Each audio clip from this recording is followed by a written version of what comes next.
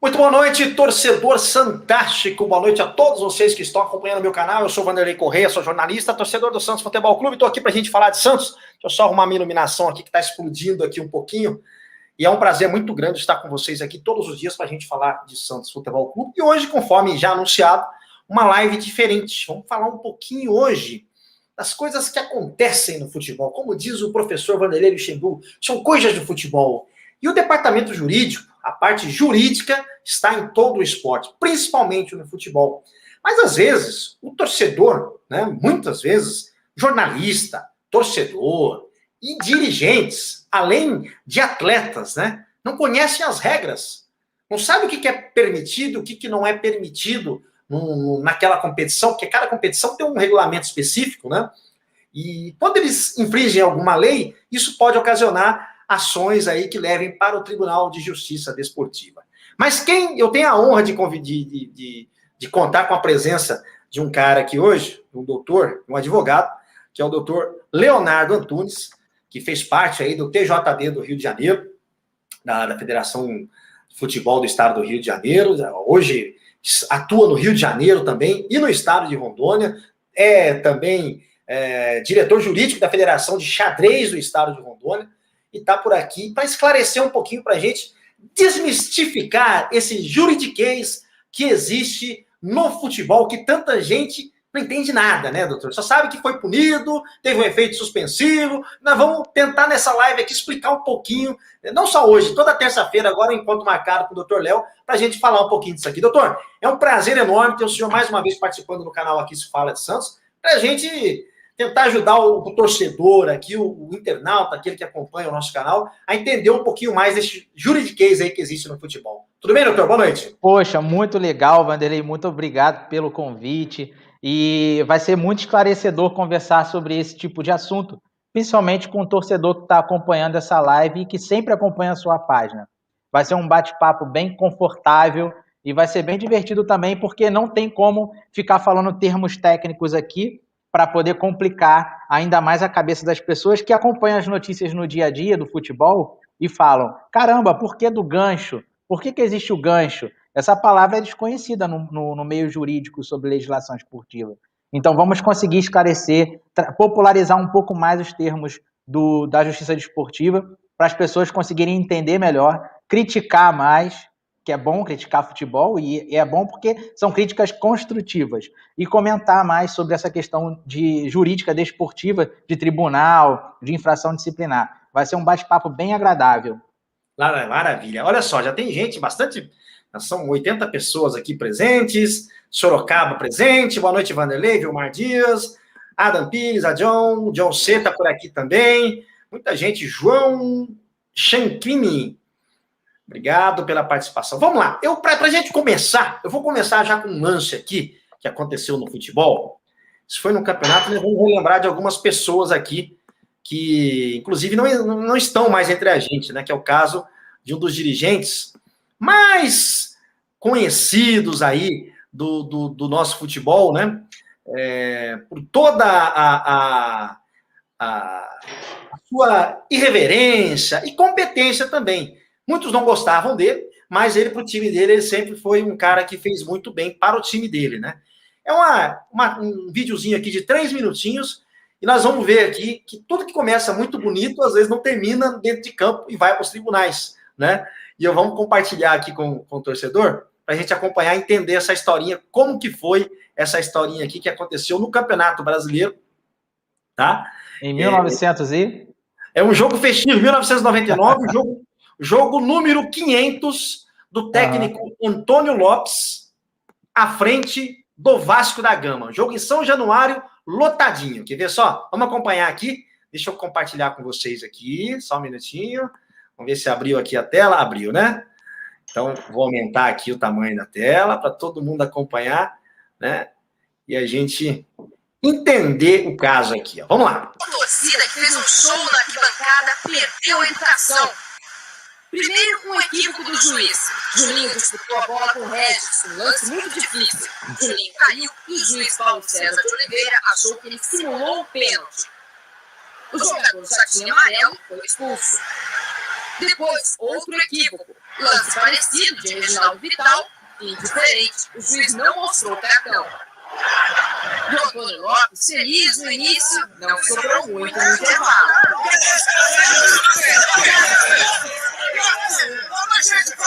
Segundo tempo, outra jogada difícil com Jorginho e Carlos Germano. O juiz não marca nada.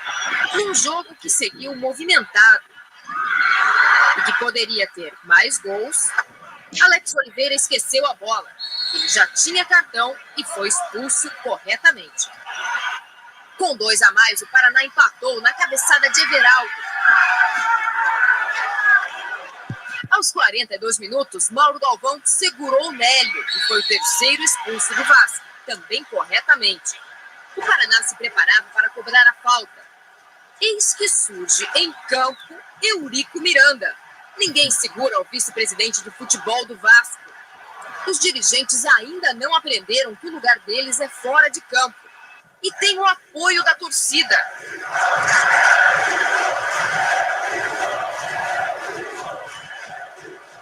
O senhor é irresponsável. O senhor é irresponsável. O senhor está vendo o que tá... Tem um estádio cheio. O senhor é irresponsável. Irresponsabilidade de todos que invadiram o campo. Sem vergonha! É um ladrão safado! E que provocaram o fim da partida aos 42 minutos em 1-1. Prejudicou o Paraná, porque com 3 homens a mais, faltam 3 minutos. Podia até ter perdido o jogo, mas a chance de vencer era muito maior. O juiz Paulo César de Oliveira saiu escoltado e o carro em que ele estava acabou atropelando um torcedor do Vasco. O juiz prestou depoimento na delegacia e foi liberado. O torcedor passa bem. O jogo número 500 de Antônio Lopes no Vasco não terminou. O Paraná quer os pontos do jogo. São Januário está sob observação. Esse é um dirigente do Vasco, manda no seu Januário, com certeza faz o que quiser. Faz o que quiser, faz o que quiser. Infelizmente, Paulo Miranda tem razão. Doutor Leonardo Antunes.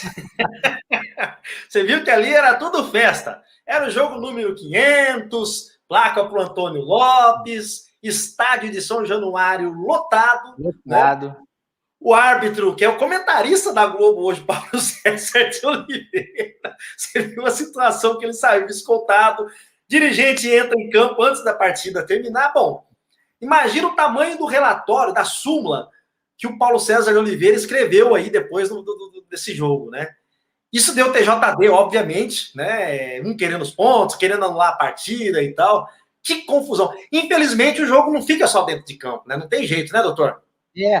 Foi bem legal passar esse vídeo aí, Vanderlei, muito bacana. Eu tive a oportunidade de conhecer pessoalmente Eurico Miranda, acho que há 10 anos atrás, num curso que nós estávamos coordenando lá no Rio de Janeiro, e é uma figura, foi uma pessoa muito emblemática no futebol brasileiro, né? Não é só futebol carioca. E quando eu sentei com ele, eu falei para ele assim, Eurico, eu queria que o senhor, se pudesse comparecer para fazer uma palestra no nosso curso sobre Código Brasileiro de Justiça Desportiva. Ele olhou para mim e falou, meu filho, eu fui um dos idealizadores desse código. Quando eu me formei na faculdade, que eu também sou advogado e tal. Então, por que eu quis fazer esse comentário? Porque ele era uma pessoa que tinha conhecimento do que ele fazia. Ele sabia até onde chegar. E aí agora, nós estamos em 2021. A resolução 29 do Conselho Nacional do Esporte de 2009, que é o nosso CBJD, né, que antigamente era o Código do Futebol, o Código Brasileiro do Futebol, que não tinha as previsões que temos hoje. Então, obviamente, naquela época, na década de 90, existia o tribunal, mas ele não tinha uma presença tão forte como tem atualmente, porque hoje nós temos estudiosos, temos doutrinadores, nós temos professores. No meu caso, eu comecei a estudar legislação esportiva praticamente em 2007, 2008. Olha quanto tempo de estudo eu já tenho. Existem pessoas no mercado que já estão há mais tempo estudando sobre esse tipo de legislação. Então, ali você tem, atualmente, a invasão de campo, a ofensa, a ameaça, a atitude antidesportiva. Tudo, se isso acontecesse agora, em 2021, o Vasco poderia ser desclassificado, o próprio Eurico poderia não mais entrar acompanhar a equipe dele nos jogos da CBF, porque como foi um campeonato entre clubes de outros estados, quem é responsável é a CBF, e nesse caso, quem seria o órgão judicante, que nós falamos assim, o tribunal para julgar esse tipo de caso, seria o STJD, e não o TJD. No caso, se fosse um campeonato carioca ali, Vasco e Fluminense, não teria problema, seria pelo TJD. TJD do Rio. Isso, TJD do Rio, que seria uma competição interna, caseira, né? Exato. Como é uma competição nacional, já é o STJD. Exato, CBF. E aí é o clique que o torcedor tem que pegar. Competições regionais, responsabilidade do TJD daquela região. Competições nacional, CBF, Copa do Brasileiro, Copa do Brasil brasileiro. Se for um amistoso, cara, se for um amistoso entre Rio, um time de uma seleçãozinha do Rio com a seleção de São Paulo, lembra da Copa Rio-São Paulo? Sim. STJD. Então, competições tuteladas pela CBF é o STJD, porque é que tem âmbito nacional. Entendi. Olha só. Essa questão de tapetão que todo mundo fala, tapetão, gancho, é interessante falar para as pessoas que tapetão, na verdade, é o termo popular que as pessoas usam, né?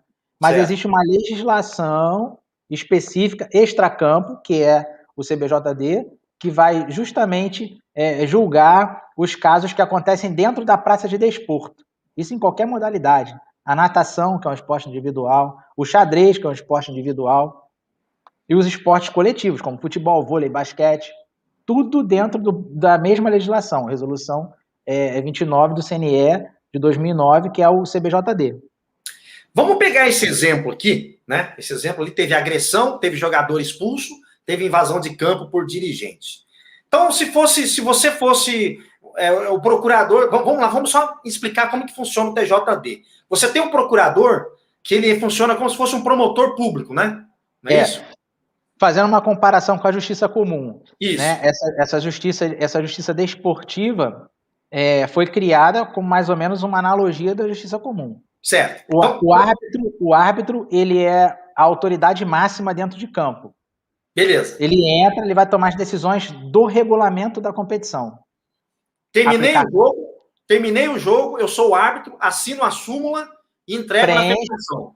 Preenche a súmula. Isso. E entrega na comissão de arbitragem. Certo. A comissão de arbitragem tem a obrigação de verificar o que consta naquela súmula.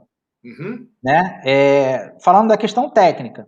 Certo. E aí ele entrega essa súmula, e aí a comissão vê que tem um cartão vermelho, tem uma ofensa, e pega e encaminha para o Tribunal de Justiça Desportiva. Do tribunal, a secretaria recebe, encaminha para o auditor presidente, que é o presidente do tribunal. Ele dá um despacho num processo, que se transforma na súmula, né? Encaminha para a procuradoria. E aí a procuradoria avalia se ali tem alguma infração disciplinar prevista no CBJD. Certo. Uma violação. Por exemplo, se houve um carrinho por trás, artigo 254 CBJD, é uma jogada violenta. E aí, se houve uma ofensa, artigo 243F CBJD, tudo já fica decorado de tanto trabalhar com isso. Ofendeu alguém, então o procurador ele faz a denúncia, elaborou a denúncia, encaminha para a secretaria, o tribunal, o presidente dá o despacho no processo, e aí sai o edital de intimação do clube. Certo. E aí já nasceu aí o processo desportivo, marca uma sessão de julgamento, indica-se uma comissão disciplinar, na comissão existe um auditor-presidente e 4 outros auditores. O presidente indica um auditor relator, que vai ter que relatar aquela denúncia. No dia da sessão de julgamento, o clube manda um advogado ou não, manda o atleta, se o atleta for denunciado, o atleta vai lá sozinho ou vai com o advogado. E aí existe todo aquele cenário praticamente igual à justiça comum. Os auditores funcionam como se fossem juízes ou desembargadores, né, porque é uma comissão, como se fosse uma câmara, e aí ali ele vai votar, vai ter debates sobre o assunto jurídico. Não adentra ao campo de jogo. Uhum. Às vezes muito torcedor fala assim, poxa, aquele tribunal horroroso que suspendeu o jogador em 2 partidas, 3 partidas, não poderia, porque, na verdade, ele já foi punido em campo. Não, a punição do campo é a punição de regra. Regulamento e regra de jogo. O árbitro ele é a autoridade máxima. Ele aplicou o cartão vermelho direto porque ele entendeu que aquela jogada foi violenta. Eu, como auditor, não posso chegar e falar assim, olha, eu entendo que aquela jogada não foi violenta, eu vou absolver o atleta e quero que retire o cartão vermelho. Não existe. Tá. E aí a competência do tribunal é apenas na questão do CBJD. Tudo bem, vamos lá. Então chegou a súmula, virou um processo, tem aquilo lá e tal. Quando teve, no caso, expulsão, invasão de campo, essas coisas, cada autor, né, cada réu desse aí, ele é enquadrado num artigo, né? Ele é enquadrado num artigo que tem uma pena para cada artigo. Exato. Ok? E aí o que acontece? O advogado de defesa do atleta, do réu, do dirigente, ou do atleta, ou do técnico, de quem tiver citado ali, cabe a ele o quê? Desqualificar aquele artigo. A mesma coisa que faz um advogado no júri normal, né? Que é desqualificar o artigo e diminuir a pena daquele lá, não é isso? Sim. Vou citar um exemplo aqui do vídeo. Posso citar? Claro, fica à vontade. Então, aqui tem o CBJD. Nós vimos ali que alguém falou para o árbitro assim, ladrão, safado. Certo. As palavras têm que ser repetidas na sessão de julgamento, porque existe o debate. Você me perdoa, posso falar palavrão aqui? Pode. No tribunal é assim. Filho da puta, viado, ladrão, isso são debates que se encontram em congressos de direito desportivo. Né? Por exemplo, alguém falou para o árbitro naquele momento lá do Eurico Miranda, você é um ladrão, juiz ladrão. O ladrão parece, na minha opinião, é uma ofensa. Né? Ninguém gosta de ser chamado de ladrão, você está imputando um crime a alguém. E a ofensa está prevista no artigo 243F do CBJD, que diz o seguinte, ofender alguém em sua honra. Ladrão, eu entendo que seja uma ofensa à honra, por fato relacionado diretamente ao desporto. Essa pessoa que falou ser o juiz ladrão estava num campo de futebol. Pena, multa de 100 a 100 mil reais. É a pena prevista. E suspensão de 1 a 6 partidas. Tá? Se praticada por atleta, mesmo suplente, treinador, médico ou membro da comissão técnica. A suspensão pode ser no prazo de dias. Então, se for membro de comissão técnica, ele não vai pegar partida, ele vai pegar dias. No caso do dirigente, ele vai pegar dias de suspensão. E varia de 15 até 90 dias. E aí, vê o que vai acontecer. Tem um parágrafo aqui que fala sobre a ação praticada por atleta, mesmo que suplente ou membro da comissão técnica contra árbitros, assistente ou demais membros da equipe de arbitragem, a pena mínima será de suspensão de 4 partidas. Então, se for palavra de ofensa proferida contra árbitro, que é a autoridade máxima daquele jogo, a pena já começa com 4 partidas. Entendi. Agora, veja bem, é a gravidade da ofensa para o árbitro, que é a autoridade máxima. Entendeu? Então, esse artigo é um artigo bem grave sobre ofensa. Agora, se essa pessoa falar para o árbitro assim, você é um viadinho, ou então vai tomar no cu, que são palavras que nós entendemos que são comuns do futebol, mas não são permitidas pela legislação. Aí o advogado desse denunciado pode falar assim, não, eu entendo que isso é uma palavra comum do futebol, eu entendo que não foi ofensa, e sim ele praticou uma conduta contrária à disciplina e à ética desportiva. E aí ele desclassifica o 243F, que é uma ofensa, por uma atitude contrária à disciplina ética, que é o artigo 258, que a pena mínima é de suspensão. Ela vai falar que é a suspensão de 1 a 6 partidas. Lá naquele outro artigo começa lá com 4 contra árbitro. Então, a dinâmica da defesa é desclassificar do mais gravoso para o menos gravoso. E aí começa toda aquela sustentação oral que aparece na televisão. É bem por aí. Agora tem uma coisa que hoje você tem, por exemplo, o árbitro de vídeo, né?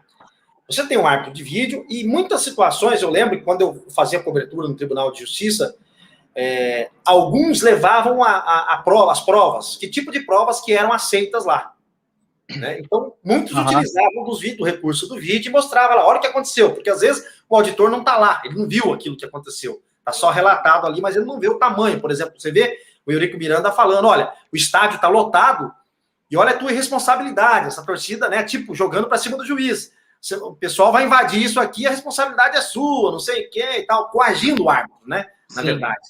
E às vezes, eu já vi situações assim, da coisa ficar mais branda ali na hora do tribunal, porque eles entendem que o bom senso tem que prevalecer na hora daquela ali, que é pior do que se invade todo mundo ali, acontece uma catástrofe, né? Isso acontece, né, doutora? Muito. É muito interessante. O CBJD novo, que eu falo novo, porque é de 2009 para cá, teve alguns ajustes, ele prevê alguns princípios de proteção à competição, que é legal, como, por exemplo, o princípio do pro competizione. Então, esse princípio que foi incluído agora no CBJD é um princípio que vai lá, prevalência da competição. Incluíram também o fair play, que é o bom jogo. Então, nós temos que avaliar na hora do julgamento o fair play e a competição, né? A sustentabilidade da competição. Eu não posso julgar um processo que eu vá interromper essa competição, porque o futebol ele é considerado como um espetáculo, né? E aí eu entro na questão do estatuto do torcedor, que compra o ingresso, que vai ter que ir para o jogo, enfim, todos esses princípios são regidos pelo CBJD. Agora, eu falando da questão da arbitragem, a arbitragem ela tem que sustentar toda a competição, toda a partida, né, bem dizer, dentro daquilo que é previsto no regulamento. E o que fugir desse regulamento, ele tem que aplicar a punibilidade. E essa punibilidade é através do cartão. É o cartão vermelho, é a advertência através do cartão amarelo, e por aí vai. Entendi. Bom, vamos lá.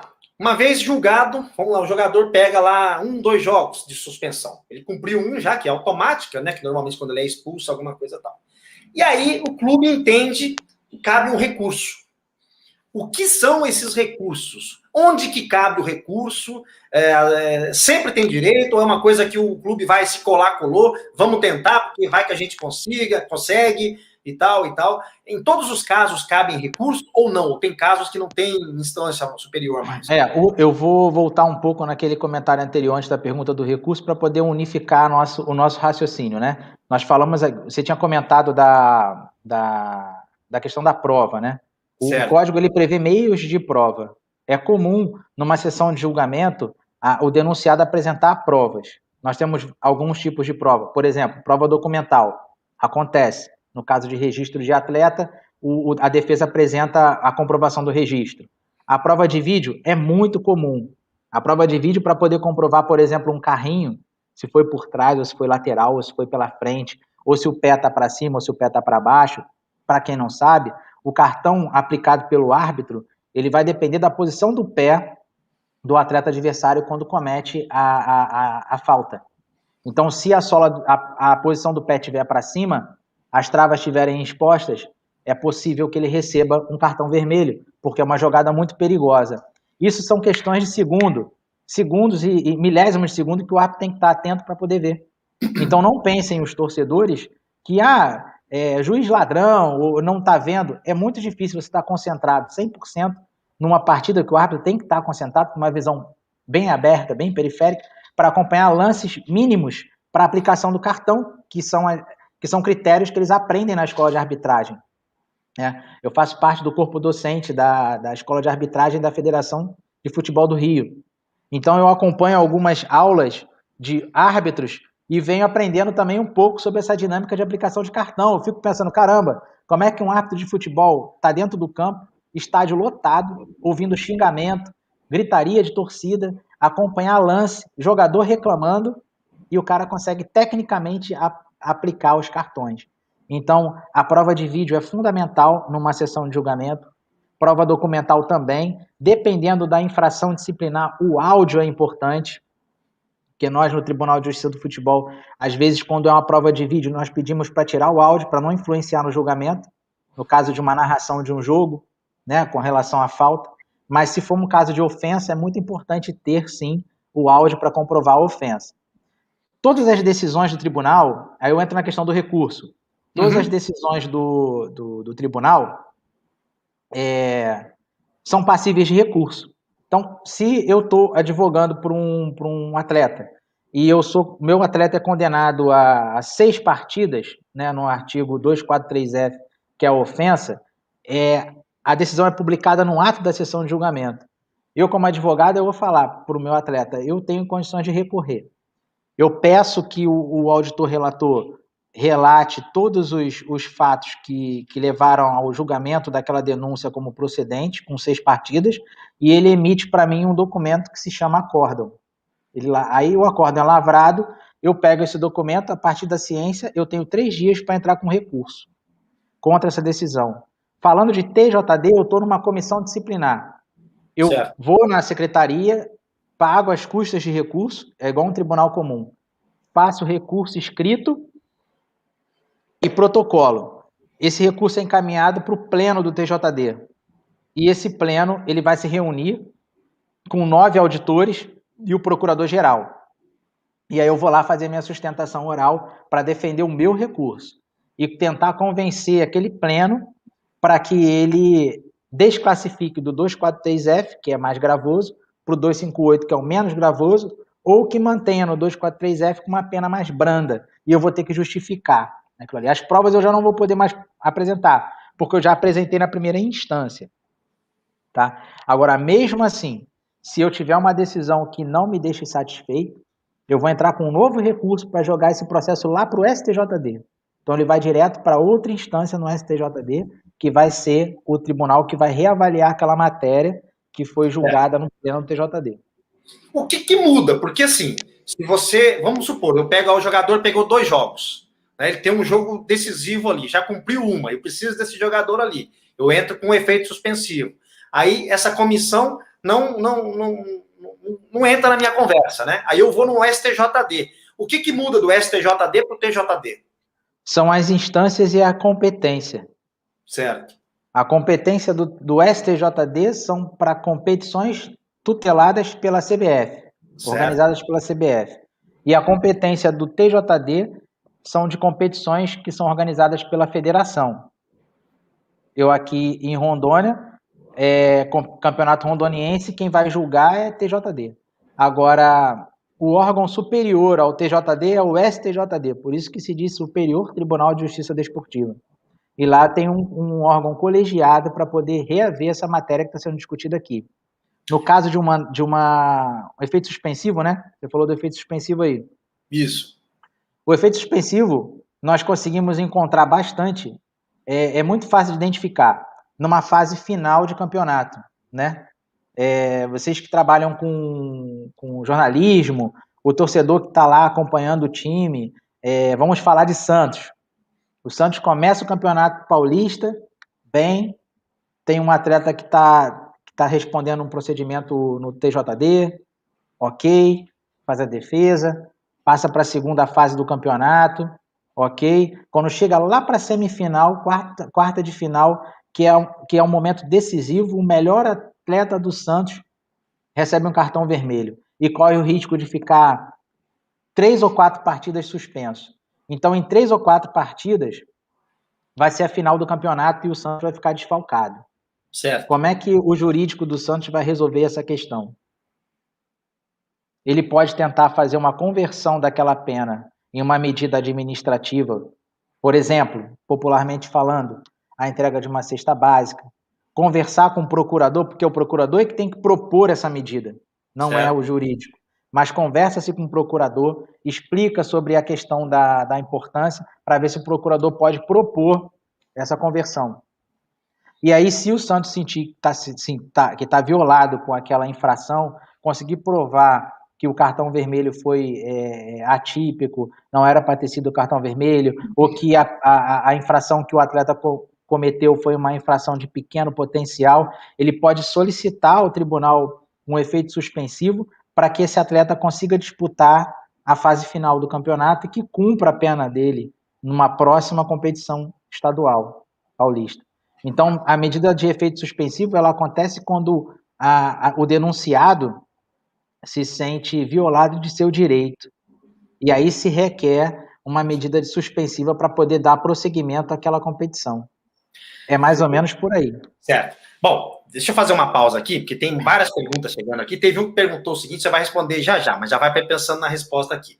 O atleta, o jogador de futebol, às vezes ele é marcado pela arbitragem. Ele é um caicai, ou é um jogador agressivo, que vira e mexe, é expulso, essas coisas e tal. Esse atleta, no tribunal também, quando ele é zero e vezeiro, vira e mexe, ele tá aparecendo no tribunal ali também, ele já tem uma predisposição do corpo ali a condenar esse atleta? Responde já. Deixa eu mandar uns alôs aqui. Deixa eu mandar um alô aqui pro nosso... Vocês de São Bi, nós Santos, estão falando aqui o John C. Caso do Marinho, Vanderlei Corrêa. Já falamos aqui também, John. Estão falando aqui. Muita gente perguntando aqui. O Carlos, lá de Embu das Artes, já está participando por aqui também. Todos sabemos, se fosse... o pessoal está falando dos campeonatos aqui. Boa noite a todos. Quem mais aqui? Só para lembrar a todos os meus internautas que estão acompanhando essa live é uma live diferente, é uma live hoje que a gente está falando sobre o direito desportivo, os termos que são utilizados no futebol, e às vezes a gente fica boiando, né? O pessoal fala, efeito suspensivo, o SUSIR, eu não sei o que, o jogador é expulso, leva o terceiro cartão amarelo, aí força o vermelho, para depois, porque se anula, né, o terceiro quando você toma o vermelho. Tem uma coisa que é interessante, né? Se o jogador tem 2 cartões, ele está pendurado, ele toma um cartão amarelo naquela partida, e aí ele toma o vermelho, é anulado aquele cartão amarelo, o terceiro que ele toma, né? Mas aí é que eu tô te falando, você tá falando da regra de jogo. Isso. Entendeu? Mas acontece. Acontece, mas essa regra de jogo, ela não é debatida dentro de um tribunal desportivo. Sim. É mais ou menos por aí. Eu, como auditor, por exemplo, eu não vou poder adentrar essa questão. Receber o cartão vermelho direto ou o segundo amarelo que se equipara a um vermelho, acabou. É denunciado e eu vou julgar. Então, eu lembro do Campeonato Brasileiro de 2007. Palmeiras e Vasco. A primeira partida, o Edmundo tinha 2 cartões amarelos. Se ele tomasse um cartão amarelo na primeira partida da final, ele não jogaria o último jogo, que seria no Maracanã. E ele tomou o cartão amarelo. E o que surgiu lá do banco de reservas? Toma mais um cartão para você ser expulso. E ele pegou e tocou a mão na bola. E tomou o cartão e foi expulso. Ou seja, foi anulado o terceiro cartão. Na semana, o Vasco entrou com um efeito suspensivo, que é o chamado SUSIR, se eu não me engano. E ele foi liberado para jogar a última partida. Viu a estratégia? Isso é uma estratégia. Agora, o que acontece? O SUSIR, na verdade, a gente não usa essa palavra no tribunal. Isso daí é uma palavra que vem do direito penal. Sim. Nós comparamos o CBJD a um código de penas, como se fosse um código penal. Lá no Código Penal você tem a pena de furto, de roubo, de homicídio, e é praticamente é similar ao CBJD, buscou essa história. Então se fala de SUSIR para poder tentar trazer uma palavra um pouco mais conhecida para o futebol. Para a gente não tem essa palavra oficial, não. Mas essa estratégia que ele fez poderia ser um tiro no pé, né? Sim. Porque ele põe a mão na bola, ele responde pelo artigo 250 do CBJD. Se ele tiver uma antecedência, uma ficha de infração disciplinar com muitas punições, a comissão disciplinar não vai dar uma advertência e não vai dar uma pena de um jogo. Pode dar uma pena de suspensão de 2 jogos. E aí, como é que fica a fase final do Vasco? E se o presidente do tribunal entender que não vai conceder a medida o efeito suspensivo ali, porque ele causou um grande prejuízo à competição ou burlou a regra? Pode acontecer também, porque isso foi uma forma de malandragem para poder contornar a situação daquele momento. O seu Carlos Rodrigues, lá de Embu das Artes. Parabéns, Vanderlei. Muito bom trazer pessoas qualificadas para nos dar explicação em relação às nossas dúvidas no que tange ao futebol. Muito bom, parabéns aí o doutor aqui. Valdir Alves está falando aqui também.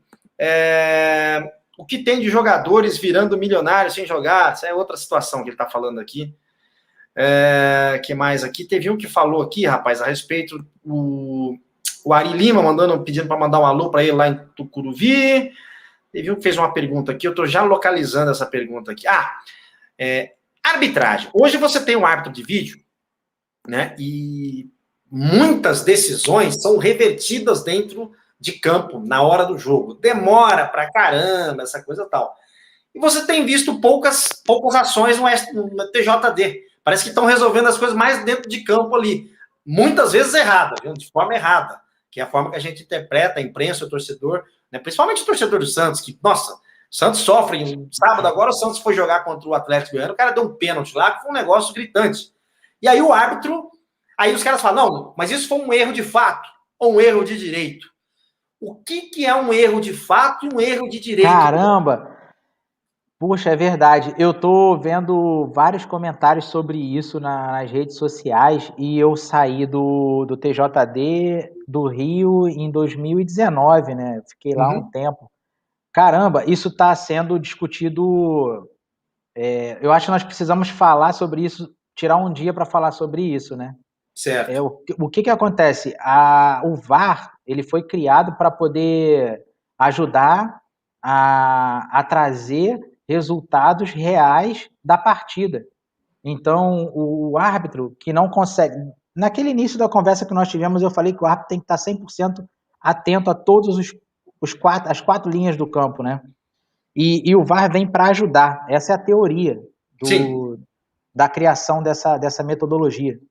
Só que isso tudo vem causando uma avalanche, porque você aumenta a taxa de arbitragem, você aumenta a quantidade de profissionais, e mesmo assim se tem problemas. Então, quando você fala de erro de fato, você está vendo o erro daquele momento onde o árbitro não constatou a suposta falta, vamos dizer assim, ou o suposto impedimento, e recorreu ao VAR. E aí o VAR avisa através do ponto para o árbitro e o árbitro é induzido a erro. E existe uma grande discussão sobre isso. E o erro de direito é na questão da legislação, do regulamento, que se causou um erro dentro daquele regulamento por conta dessa implicação desse equipamento. Aí eu vou mais além, Vanderlei. Por quê? Existe um artigo no CBJD, que eu não me lembro agora o número, depois eu vou te falar, se é 24, que fala sobre notícia de infração disciplinar, né? Quando eu estava no TJD do Rio, eu ouvia, às vezes, alguns advogados sustentando oralmente, falando: esse árbitro já estava de marcação com o meu atleta. Já há alguns jogos que apitou. Eu não vou falar nome de time para não causar debate. Então, um advogado muito bom, por sinal, falou. Eu falei para ele, eu lembro que eu falei, não foi uma vez, foram algumas vezes em sustentações orais que ele fez no TJD do Rio. Aí eu falei assim: doutor, o senhor conhece o CBJD? Se o senhor está insatisfeito com a arbitragem, ou sabe que esse árbitro vai apitar o jogo do seu time, por que você não oficia a comissão de arbitragem, relata os fatos e aponta o árbitro que foi sorteado para apitar seu jogo, dizendo e explicando que você não aceita aquele árbitro apitar? E a comissão de arbitragem vai agir. Se essa comissão de arbitragem não agir dentro do teu tempo, e mesmo assim deixar o árbitro apitar a partida, o que você pode fazer? Você pode entrar com uma notificação de infração disciplinar ao tribunal, comunicando o fato ao procurador, explicando que você buscou as vias administrativas para informar que aquele árbitro persegue a tua equipe e que persegue ao determinado atleta, e aí você, protocolando essa notícia de infração disciplinar, a procuradoria vai tomar uma providência. Se a procuradoria não tomar providência alguma e o árbitro prejudicar o seu atleta e o senhor chegar aqui para defender o seu atleta, vai ser um vasto conteúdo de prova que você vai ter para chegar aqui no tribunal e falar assim: aqui, comissão, eu fiz o procedimento administrativo, está aqui, eu fiz a notícia de infração disciplinar que é prevista no CBJD, está aqui, e agora estamos aqui que eu estou respondendo um processo disciplinar. E eu busquei todas as vias administrativas. Eu acredito que o auditor vai pensar 10 vezes antes de condenar esse atleta. Entendeu? Então, eu falo isso para você comparar com o VAR. Certo. Se eu tenho uma situação de VAR que está sendo falha para a minha equipe, por que não eu não notifico administrativamente a federação, junto à comissão de arbitragem, para explicar toda a problemática daquele VAR e documento esse problema? Por que não eu busco o tribunal para trazer o tribunal do meu lado, no sentido do tribunal fiscalizar a forma de aplicação daquele equipamento? Teve um jogo, São Paulo e Grêmio, no Campeonato Brasileiro desse ano, no ano passado, o jogo foi no Morumbi, que foi criado uma polêmica danada. O São Paulo reclamou Desculpa, foi o jogo São Paulo e Atlético Mineiro no primeiro turno. O Atlético Mineiro ganhou, acho que de 3-1 do São Paulo. O São Paulo teve um gol anulado, mal anulado, com VAR e tudo. E aí eles falaram que tinha sido um erro de... O árbitro não... eles erraram ali no posicionamento do impedimento, né? E aí reconheceram que tinham feito errado. Foi um erro de interpretação da regra, o árbitro de vídeo. E o São Paulo foi prejudicado, porque aí o São Paulo não fez o gol, foi anulado o gol dele, né? E o Atlético ganhou de 3-0, 3-1, se eu não me engano, o placar da partida. Enfim, ficaram naquela que iam voltar a partida e acho que, para não criar um precedente, acabaram mantendo o resultado da partida. Porque senão, porque estava tendo muitos erros, mas acontecem erros em todos os jogos. Jogos do Santos, então, pelo amor de Deus, é cada erro gritante, né? E aí você tem... E o árbitro, a gente vê que o árbitro não é punido, né? Dificilmente ele tem uma punição. Não vai apitar jogo desse time, mas apita do outro. Ele não apita do Santos, mas vai apitar o do Flamengo. Vai apitar... Vanderlei, pode errar. Eu vou te falar, artigo 259 do CBJD até o artigo, deixa eu ver aqui, 280 são tipos de infração disciplinar contra árbitro. O árbitro responde, sim. Só que tem que ter a motivação, como eu te falei. Existe um artigo no CBJD, que depois eu vou folhear e vou te passar aqui, online, para a gente debater sobre isso aqui, que é a notificação de infração disciplinar. Se o clube não buscar essa notificação de infração disciplinar contra o árbitro não vai ser julgado, não vai ser punido. Eu via muito processo de TJD contra árbitros de categorias inferiores no Rio de Janeiro, porque eles estão começando agora.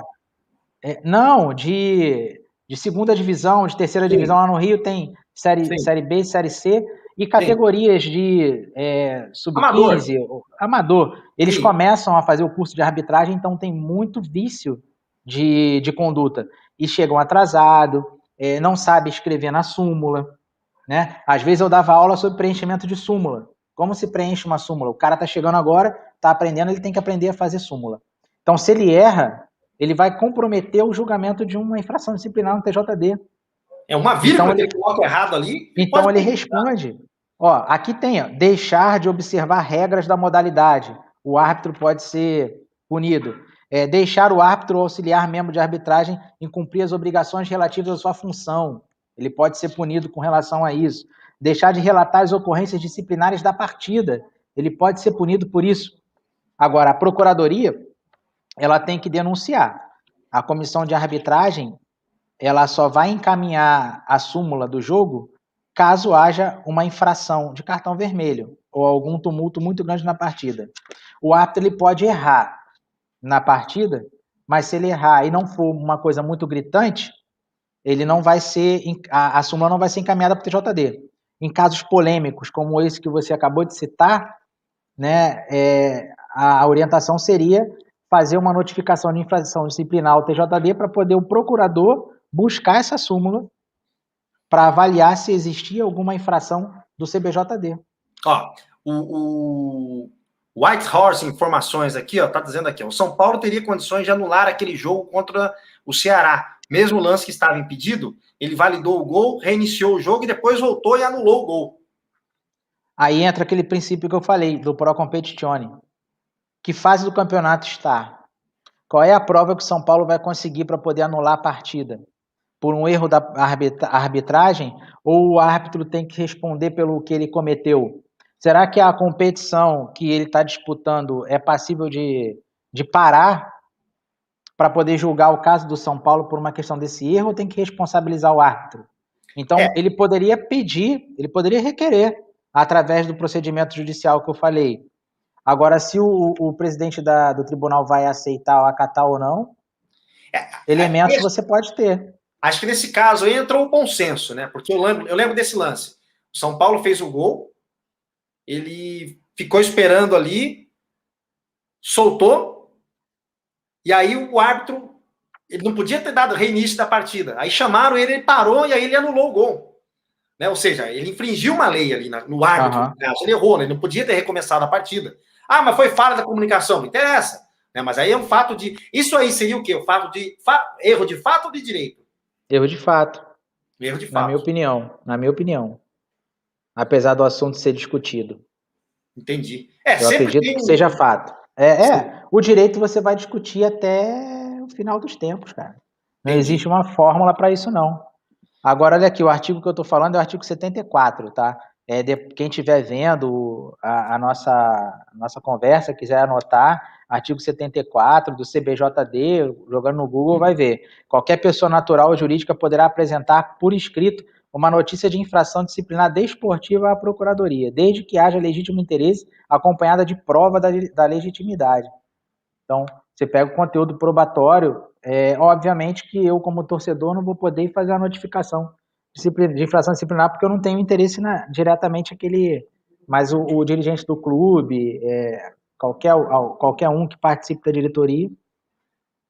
Agora, me diga uma coisa, eu vou liberar o link aqui, se alguém quiser fazer alguma pergunta aqui pro doutor Leonardo aqui, tá o link, quiser entrar, participar, ou se não, pode mandar por escrito aqui mesmo, que eu faço a pergunta para ele. A gente tá chegando já ao finalzinho da live, mas eu quero fazer umas perguntas aqui. Vamos lá. O Santos, esses dias, estava jogando contra o Boca Juniors, lá na Argentina, e teve um pênalti, considerado pênalti, assim, 2 pênaltis num lance só do Marinho. O lance foi parado e tal, a arbitragem de vídeo conversou. No dia seguinte, eles divulgaram o áudio dessa conversa e tal. E o cara falou, você deixa cair, né? O cara se jogou e tal. O árbitro de vídeo falou isso aí e tal, e não deram nada. Aí o Santos protocolou junto à Conmebol, não sei o quê, não sei o quê, não sei o quê, não sei o quê. Esse tipo de protocolo na entidade, na Conmebol, no caso do CBF, ou na Federação Paulista, isso adianta? Isso altera alguma coisa? Pressiona os caras a olharem com mais carinho a situação? Ou não vale nada isso aí? Os caras com certeza. Isso não vai mudar em nada? Sem dúvida, tem que ter o protocolo, porque o protocolo é meio de prova. Uhum. Você imagina se numa próxima competição mesmo o árbitro apita aquele mesmo jogo, ou quer dizer, uma outra partida do Santos, e comete o mesmo erro. Ele tem um protocolo da competição anterior que vai juntar como meio de prova no momento de uma defesa. De repente, um atleta importante do Santos sofre uma expulsão que seja uma expulsão irregular, a entendimento do Santos, ele vai fazer uma defesa e vai falar, olha aqui, no ano passado, esse árbitro fez isso. Ele apitou agora de uma forma que perseguiu o meu atleta. Então, tem que protocolar. Eu sou super a favor de procedimentos administrativos. Se o clube não está de acordo com arbitragem, ofício, protocolo. Se o clube não está satisfeito com alguma coisa, ofício e protocolo, para poder fazer conteúdo de prova. E aí o árbitro, ele não foi nem checar no vídeo, que era um lance passivo, eles começaram a discutir, isso que eu acho que é falho no nosso VAR aqui ainda. Quando começa a discutir, se tem a discussão entre os dois ali, o árbitro tem que ir lá olhar, pô, tem um recurso da televisão para isso, justamente isso, né? E não foi. E aí, em outros lances, o cara, nossa, de longe o cara vai lá e olha, né? No sábado do jogo do Santos aconteceu isso aí também, mais uma vez. Bom, tem um torcedor aqui na linha, na ponta aqui, vamos ver o que se ele quer perguntar aqui, vamos lá. Qualquer pergunta que tiver e não conseguir responder pelo tempo, a gente responde na outra semana, anota. Beleza. Fala, Walter, tudo bom, meu caro? Beleza. Quanto tempo, hein? Trabalhando direto, larguei um pouco o Santos de lado e tô trabalhando, não tá dando para acompanhar muito. Então, só hoje que eu tô de folga. Aí no ABC Paulista. Fala aí, quer perguntar pro doutor Leonardo aí? Então, eu queria saber dele o seguinte, por que a conversa que eles têm na hora da discussão nunca é revelada, parece que é guardada a 7 chaves o que eles discutem ali no lance, e por que às vezes o mesmo lance é interpretado de um jeito para determinadas camisas e para outros times de outro jeito, entendeu?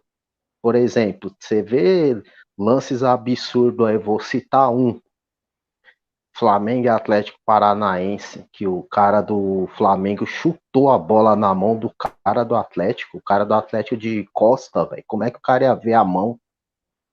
O juiz foi lá e pôs na cal. Aí você vê uns lances bizarros que os caras dão expulsa, dá pênalti, umas coisas nada a ver. E você vê que em outros países aí, mais especificamente, se você assistir a Premier League, você vê que não é nada disso, velho. Os caras parece que entenderam o que é a ferramenta E aqui não, eles em vez de usar a ferramenta para ajudar a fazer justiça, eles usam para fazer mais injustiça ainda com alguns times em detrimento de outros. É por isso que assim, eu larguei, eu nem assisto mais. Tem dia que eu vou ver jogo assim, eu nem não vou nem ver. Porque... E o Vanderlei é prova disso, porque toda vez que eu participo eu falo, eu meto a boca nisso. Entendeu? Você não vê o que os caras conversam, é tudo sigiloso. Na minha opinião, esse VAR aí só veio pro Brasil para concretizar a farsa que é o futebol brasileiro. Infelizmente, o brasileiro é uma farsa. Tanto é que aí, a vergonha que os times brasileiros estão passando, estão perdendo até para time do México, né? Você vê como é que funcionam as coisas. De tão ruim que o futebol tá aqui no continente, que time do México é mais organizado e ganha de futebol brasileiro. Entendeu? Mas eu queria saber por quê. O porquê disso tudo. Que para uns times como Flamengo, Corinthians, Palmeiras, né, é de um jeito e para outros é de outro. Aí você vê os comentaristas de arbitragem, para alguns times eles falam de um jeito, para outros ele no mesmo lance fala outro. Não tem critério, não tem, sabe, é o que eu vou falar, que eu falo sempre. Desde lá de 95 para cá que eu vejo que a roubalheira é tanto. Juiz de futebol aqui no Brasil, ele apita com a camisa do time por baixo. Para mim acontece isso e não tem quem tire da cabeça. Porque você vê que os lances bizarros, velho, e é para alguns times a favor e para outros é contra. Então não tem explicação. Tá certo, Walter. É Obrigado. impressionante. O Walter, ele fala porque ele acompanha, né, cara? O futebol é torcedor do Santos e essa é a sensação que o torcedor tem. Na verdade, a criação desse mecanismo veio para ajudar e muita gente realmente está identificando isso como uma problemática no nosso futebol. A questão da conversa não ser divulgada, acredito que tem algum tipo de regulamento dentro da federação para não revelar esse tipo de conversa. Agora, nós que somos torcedores, realmente ficamos assim, com o nervo à flor da pele quando vimos uma questão de injustiça, né? Quando nós encontramos uma questão de injustiça. Na minha opinião, essas conversas deveriam ser reveladas, sim, e na minha opinião, eu acho que não deveria nem ter VAR. Porque eu ainda sou daquela época de gostar de ver futebol e da metodologia tradicional, né? Se a bola saiu ou não saiu, o árbitro apita, o que está resolvido dentro de campo acabou. E aí depois, se tiver que acontecer alguma briga extracampo judicialmente no TJD, vai acontecer. O VAR, para mim, tira um pouco da emoção do futebol. Mas isso, eu vou falar, o VAR é problemático na América do Sul, viu? Na América do Sul. Porque eu acompanho o campeonato inglês. Se você assistir o campeonato inglês, você vai ver que a atuação do VAR lá é cirúrgica. É um negócio. Mas eu posso te perguntar uma coisa? Posso perguntar uma coisa? O Brasil é um país de primeiro mundo ou é de quarto mundo? Ou é de quinto mundo? Esse é o grande problema, né? Esse é o grande problema. Lá nós temos problemas. Nós temos problemas no futebol, no hospital, nós temos problema na política, nós temos problema de transporte, nós temos problema em tudo. Até em São Paulo, quando cai um temporal, inunda tudo. Rio de Janeiro é a mesma coisa. Isso, para mudar, vai ter que mudar a mentalidade de muito gestor aí. É que às vezes a gente quer que o futebol seja uma coisa mais justa. A gente quer que o futebol seja a perfeição, né? E não é. Porque Sim. Os outros setores da nossa vida não funcionam dessa forma, né? A política, educação, a segurança e tudo. E no futebol a gente não aceita que tem a coisa errada. Acho que é isso que traumatiza e o cara fica bravo ali na beira do estádio. E isso traz problemas. Porque hoje, Sim. Cara, eu conheço gente que brigou, cara, por causa da final Santos e Palmeiras na Libertadores, familiares, assim, que não se falam mais. Por causa disso, você vê como que é o nível de fanatismo das pessoas. Cara que sai dando tiro em outro cara na rua porque ele tá com a camisa de outro time. Então, Isso ultrapassa fronteiras, né? O respeito, uma série de coisas e tal. E o futebol, ele tá ali para ser assim, o patinho, né? Que vai passando e todo mundo atirando, né? Sim. E aí pega o amor pelo clube também, e aí dá essas coisas aí que acontecem, né? Cara, Mas enfim. eu espero que eu tenha respondido ao Walter aí. Se ele não tiver satisfeito com a resposta, estiver faltando alguma coisa, manda uma mensagem pra gente e a gente responde aí na próxima vez. Levanta algum assunto. Deixa eu te fazer uma outra pergunta aqui. Na final da Libertadores teve um caso do Cuca que foi expulso, mas ali no caso a interpretação do árbitro, né? Que ele foi segurar a bola e o jogador veio, bateu nele e ele pegou, aí vieram uma confusão danada, o árbitro pegou e acabou expulsando o Cuca, né? Na final da Libertadores. Não sei se você chegou a ver esse lance, se você acompanhou. Não vi. Foi uma confusão danada e, enfim, o Cuca acabou sendo expulso, aí uns falam que aquilo ali foi aquilo ali que atrapalhou o Santos a não ganhar a Libertadores. Eu até discordo disso aí, mas enfim, como perguntaram aqui, aí depende muito, esse lance de expulsão de técnico, que agora você pode expulsar, o árbitro pode expulsar técnico, auxiliar, dar cartão amarelo para todo mundo, né? Faz aquela coisa lá. Então fica bem. Se for expulso, vai responder no tribunal, né, cara? Na comissão. Eles não deixaram nem o Cuca dar entrevista coletiva no final da partida. Nem a coletiva ele pôde dar. Que o técnico normalmente foi o auxiliar técnico dele, que era o irmão dele. Mas, doutor, vamos lá. Estamos chegando no finalzinho aqui. Eu queria que você falasse um pouquinho. Você tem um curso aí que você ministra online para o pessoal entender um pouco mais sobre regras. Conta um pouquinho para a gente isso aí. Vanderlei, eu estou preparando um curso muito legal, porque a ideia é mostrar para o torcedor como funciona a parte dos bastidores do futebol, né? E apresentar para eles também que esse tipo de legislação que nós falamos sobre TJD também se aplica em outras modalidades.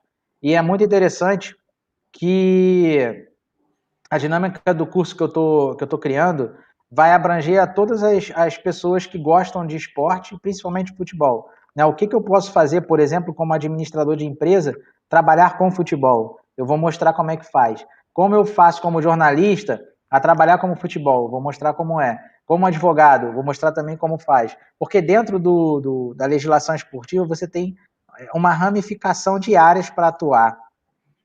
Entendeu? Então a ideia do curso é essa. Eu subi agora um canal de YouTube que depois eu vou começar a divulgar com as entrevistas, falando com jornalistas, explicando o que está acontecendo no mundo da bola sem palavras jurídicas e sem falar palavras difíceis para as pessoas não entenderem, porque quem é do ramo do direito só fala palavra enjoada que a gente não entende nada, né, cara? É verdade. E o torcedor... Às vezes eu estou estudando e falo, por que esse cara escreveu desse jeito se é tão simples, cara? Quem que pode participar? Quem pode fazer esses cursos teu? Qualquer pessoa que gosta de futebol, cara. Qualquer pessoa que gosta de futebol, ou que gosta de xadrez, ou de natação, ou de basquete, a gente direciona de uma forma bem simples o que está acontecendo. Legal. Tá certo. Bom, terça-feira que vem, encontro marcado, hein? Estaremos aqui de novo. E na quinta-feira, aquele videozinho lá no meu canal, pra gente falar também um pouquinho mais de juridiquês aqui no nosso futebol. Descomplicando o juridiquês. Claro, cara. Tem que se descomplicar mesmo. Obrigado, doutor Leonardo, pela sua participação. Um abraço. Aqui. Queria agradecer a todos vocês que estiveram presentes aqui. O Santos, só para alegria de uns e tristeza de outros, o Cuca deve ficar até o final do Campeonato Brasileiro, tá? O Santos hoje fez a rescisão do contrato de empréstimo do zagueiro Luan Pérez, mas o Luan Pérez não pode atuar ainda, porque agora o contrato dele é definitivo com o Santos. Então, como teve essa rescisão contratual e o Santos tem o transfer ban, não pode escrever novos jogadores. Tá ok? Então o Santos vai atuar sem o Luan Pérez nesse final de semana agora, até o Santos resolver o transfer ban. Tá bom? Então, as notícias do Santos são essas, por enquanto. O Santos está conversando com alguns candidatos a técnicos, o Thiago Nunes é um deles. Tem outros técnicos aí também que entraram no radar do Santos Futebol Clube. O Santos fez uma proposta para ele devolveu uma contraproposta, estão conversando ainda, mas o que eu sei até o momento é que o Cuca fica até o final do Campeonato Brasileiro. Tá bom? Forte abraço para vocês, uma boa noite, obrigado pela participação de todos. Conto com a presença de vocês aqui. Na terça-feira estaremos de volta aqui para bater. Deixa eu mandar um alô para São Gonçalo, lá no Rio de Janeiro, que tem gente lá de São Gonçalo acompanhando a gente aqui. Opa! É o Bira e a Té. Abraço. Minha filhinha tá lá, daqui a pouco tá vindo para cá com a minha esposa. Que legal, hein? Que legal. Um abraço aí para todos. Um abraço aí em Porto Velho, Rondônia também, que eu tô vendo aí que tem muita gente. Tá difícil a situação aí. Vamos nos cuidar, gente. Máscara e álcool gel, porque tá feia a situação. Tá complicado. Aí. Forte abraço a todos vocês. Obrigado, doutor Leonardo. Até a próxima. Tchau, tchau. Valeu, Obrigado, um abraço. Aqui se fala de Santos. Amanhã, a partir do meio-dia, tem vídeo aqui no canal Aqui se fala de Santos. Fiquem ligados. Tchau, tchau.